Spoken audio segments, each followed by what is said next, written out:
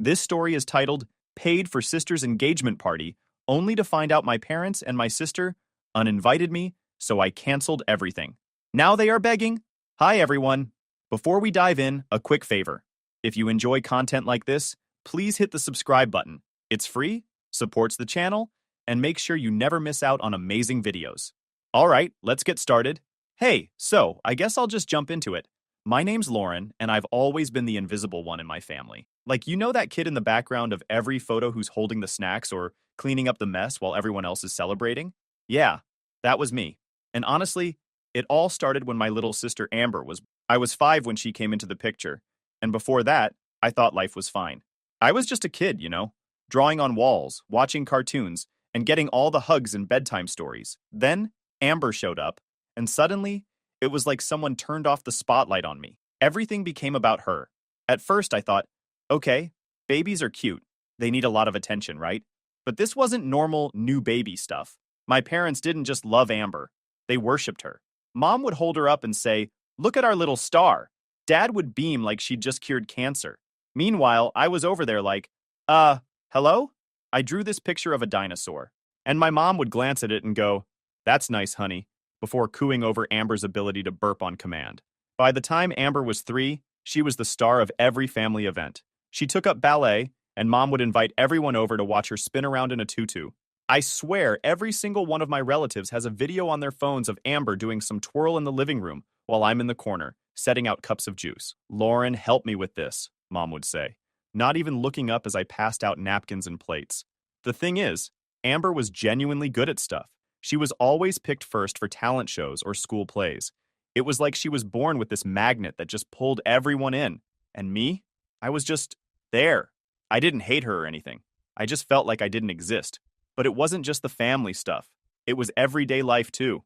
Like, I'd come home from school ready to tell my parents about getting an A on my science project, and before I could even open my mouth, Mom would be like, "Lauren, take Amber outside to practice her cartwheels." No, "Hi, how was your day?" Or, "Great job on your project. Just go help Amber." And then there were the chores. Oh my God, the chores.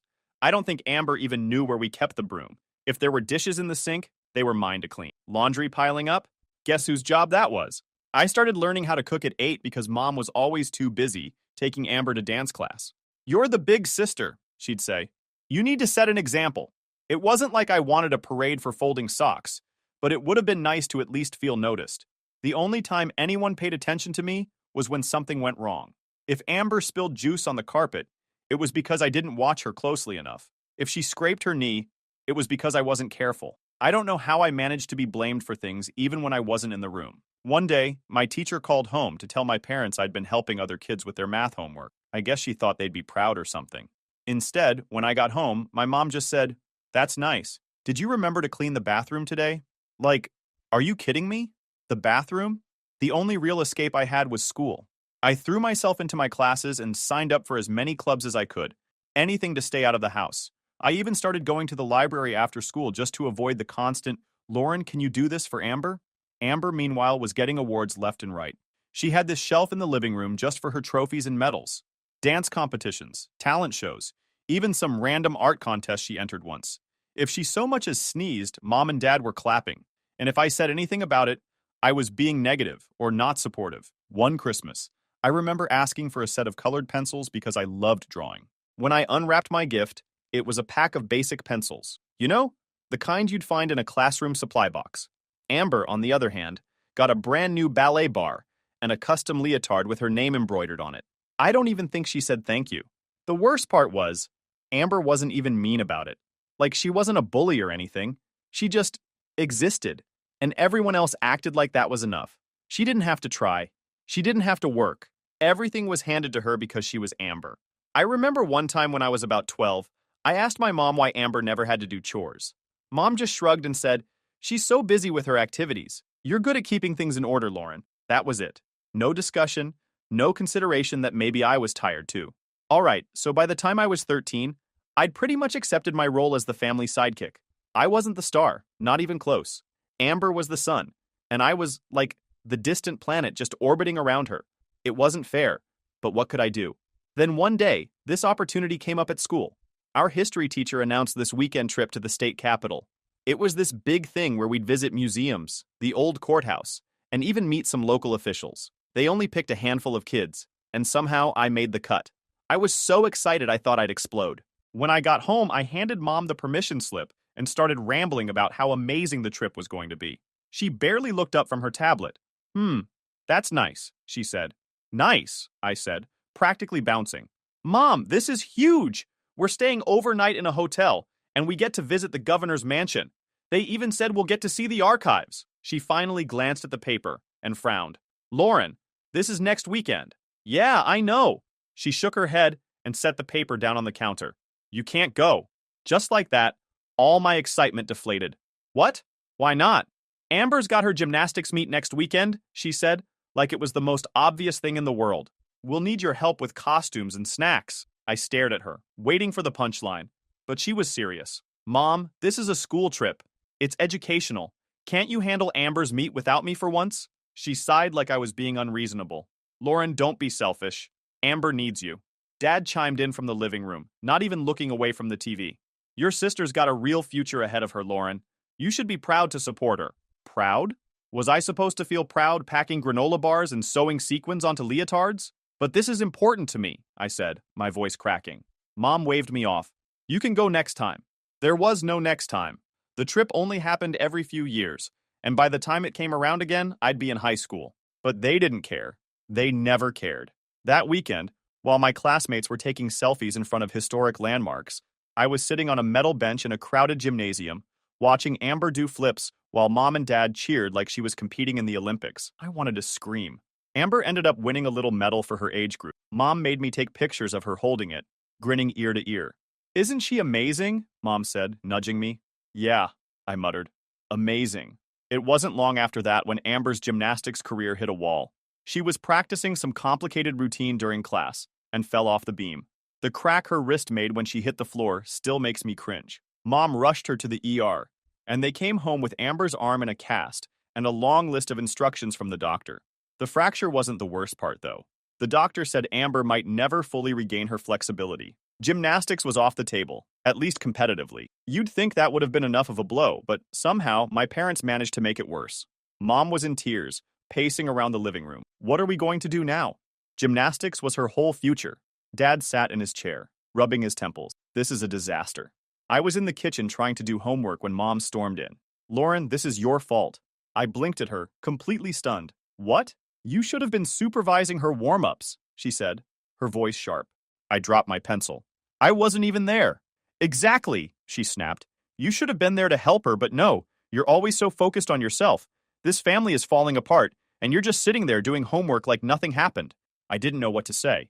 It wasn't like I could argue. They never listened anyway. Dad piled on, of course. Maybe if you spent less time complaining and more time being part of this family, Amber wouldn't have gotten hurt. And that was it. I was grounded for a month. No TV, no phone, no hanging out with friends. Not that I had many to begin with. My world became school, chores, and the constant guilt trip from my parents. Amber, meanwhile, milked her injury for all it was worth. She'd lounge on the couch with her cast propped up, barking orders like, Lauren, can you get me some water? Or, Mom, tell Lauren to help me with my homework. I tried not to hate her for it. She was just doing what she'd always done, letting everyone cater to her. It wasn't her fault our parents treated her like royalty and me like the help, but that didn't make it any easier to swallow. The only escape I had was Mia's parents' bakery in our town that has a cozy and quiet environment. Mia and I would hang out there after school, helping out with small stuff like folding boxes or sweeping floors. Her parents, Scott and Donna, were the kind of people who actually noticed things. Like, if I looked tired, Donna would ask if I'd eaten. If I did something well, Scott would give me a nod and say, Good work, kid. It was such a small thing, but it meant everything to me. They made me feel like I mattered, like I was more than just someone's backup plan. The thing is, my parents could have been like that if they'd tried, but they didn't. They were so busy propping up Amber that they couldn't see me standing right in front of them, drowning in their expectation. I stopped expecting things to get better. If they hadn't noticed me by now, they never would. By the time I hit 18, I was just going through the motions. I didn't really talk to my parents unless I had to, and I spent as much time as possible at school, the library, or Mia's family's bakery. Home didn't feel like home anymore. It felt like a place I was stuck in until I could figure out how to leave. Senior year rolled around, and for the first time in forever, I felt a little bit of hope. I'd been working my butt off in school, and it finally paid off when I got accepted to a state university. It wasn't some Ivy League or anything, but it was solid, and it felt like my ticket out. Plus, I got a partial scholarship. Not enough to cover everything, but it was a start. I waited until dinner to bring it up because I figured that was the best chance to get their attention. Dad was carving up some roast chicken, and Amber was scrolling through her phone like always. I slid the acceptance letter across the table. "I got in," I said, trying to keep my voice steady. Mom glanced at it, then looked back at her plate. "That's nice, Lauren." Nice? I had worked for years to make this happen, and all I got was nice? I pushed forward anyway. "It's not too expensive. I've already got a scholarship that covers part of the tuition. I just need a little help with the rest." Mom sighed, the way she always did when I asked for anything. "We're not taking out loans, Lauren." "I'm not asking for loans," I said quickly. "I just need some help up front. I'll pay it all back. I'll even sign something if you want." Dad finally looked up. "College isn't for everyone, Lauren. Some people are better off getting jobs right away." Amber snickered, barely looking up from her phone.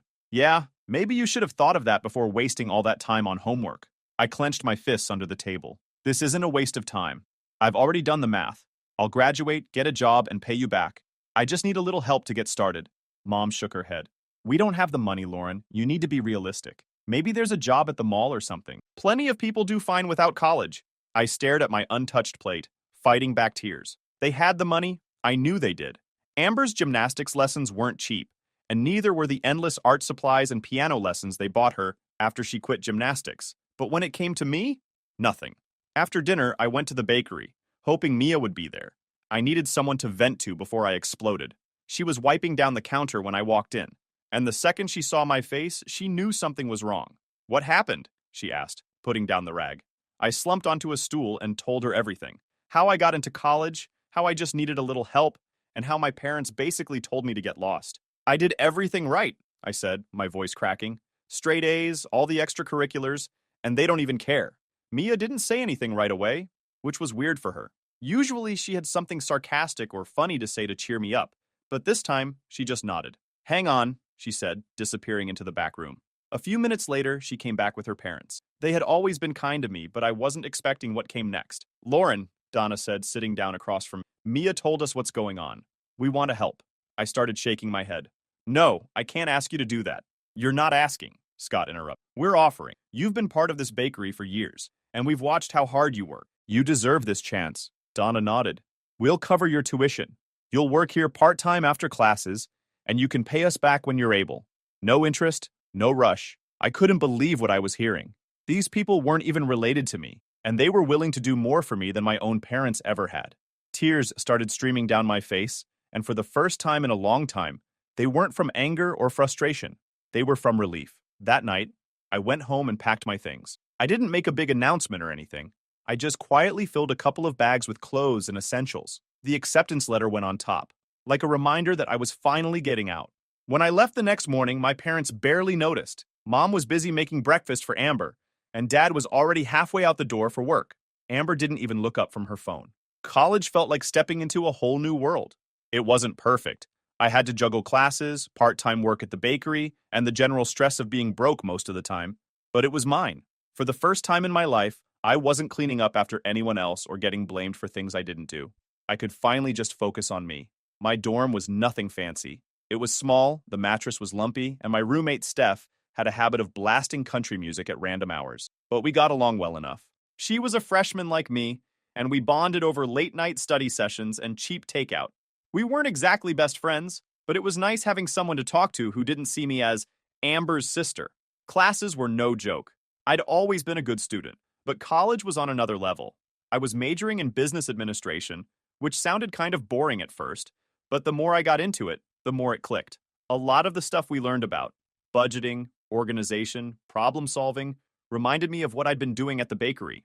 Only now I was learning how to take it to the next level. Speaking of the bakery, it was still a big part of my life. I worked there a few evenings a week and most weekends, handling everything from taking orders to managing inventory. It wasn't glamorous, but I loved it. I felt like I was really contributing to something meaningful. Plus, the regulars were always fun to chat with.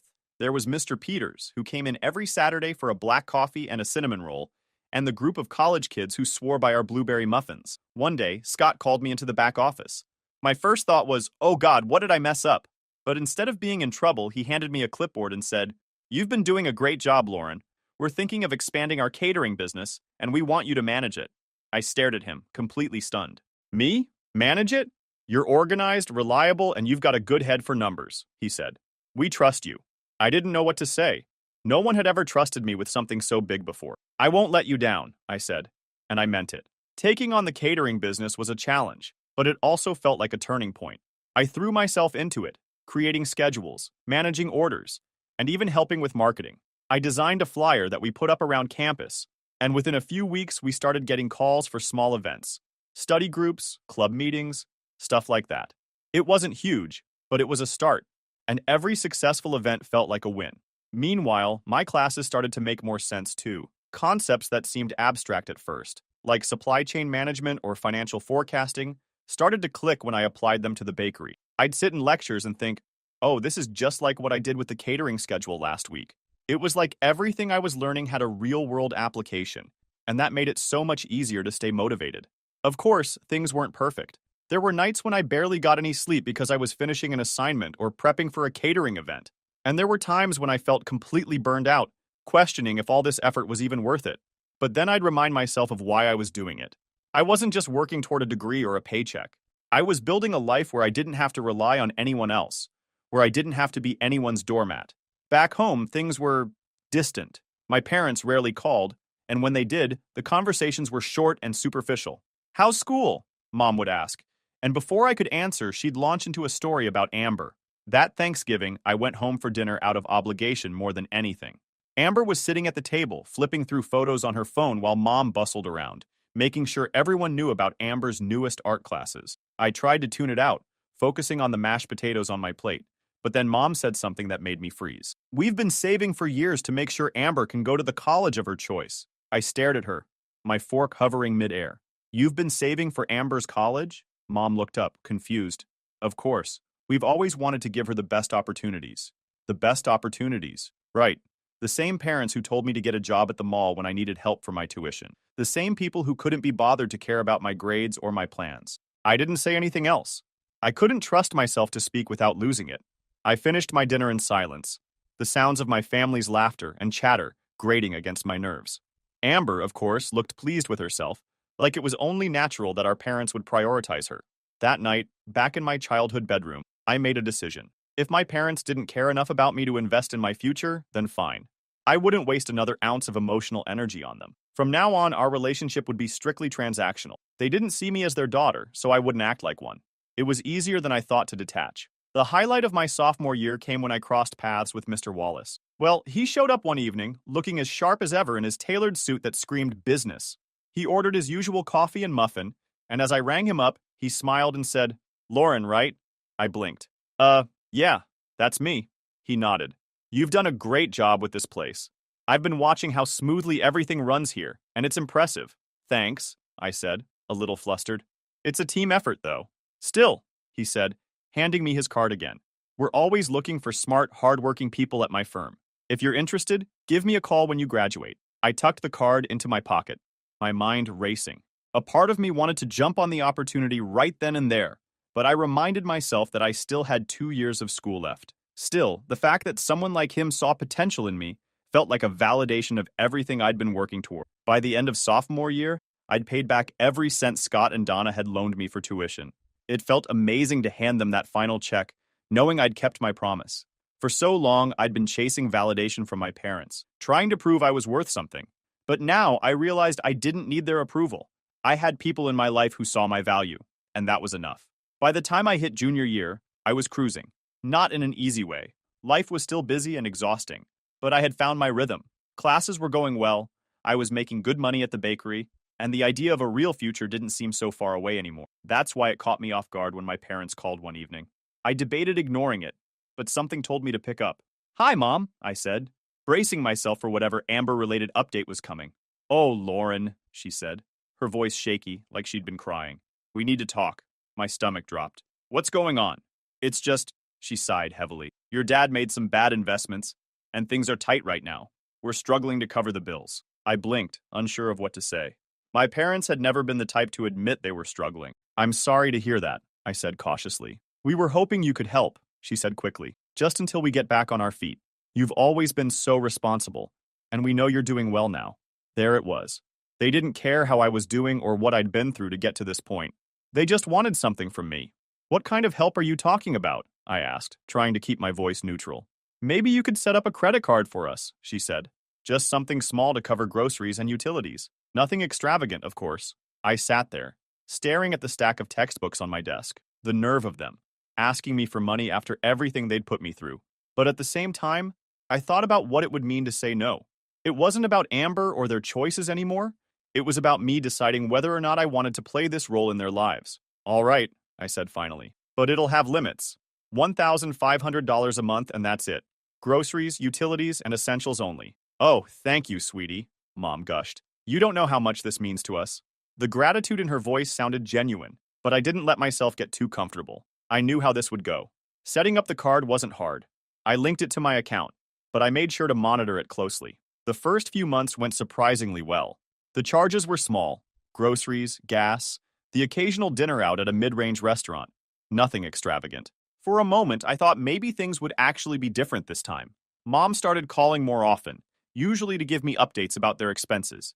We're keeping it really modest, she'd say. Just the basics. Sometimes the calls would veer off into her usual Amber updates, but I didn't engage much. Our relationship had become strictly about transactions, and I was okay with that. Amber, of course, wasn't thrilled about my involvement. Why does Lauren have to know everything?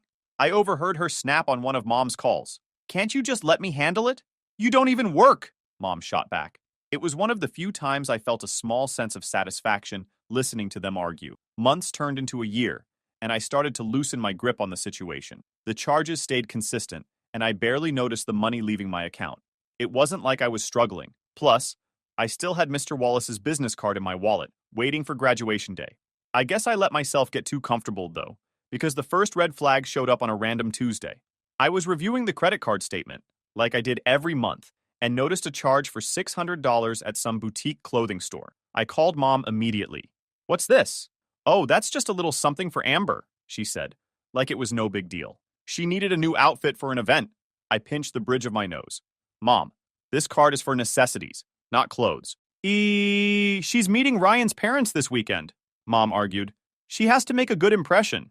Ryan was Amber's new boyfriend, the latest in a long line of people my parents were enamored with. I hadn't met him, but based on Mom's endless gushing, he came from some wealthy family that owned luxury car dealerships. I just let it go.